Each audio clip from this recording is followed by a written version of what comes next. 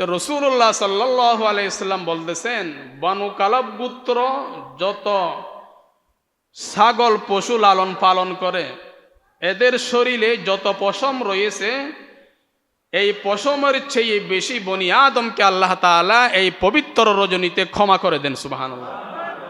আকায়ে নামদার হাবিবে কিবরিয়া জিগর গোশায়ে আমেনা মুহাম্মদ মুস্তাফা আহমদ মুজতবা সাল্লাল্লাহু আলাইহি ওয়াসাল্লাম ইরশাদ করেন,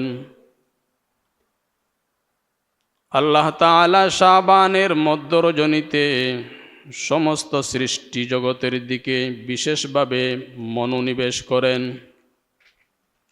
সবাইকে ক্ষমা করে দেন দুই শ্রেণীর ব্যক্তি ব্যতী রেখে।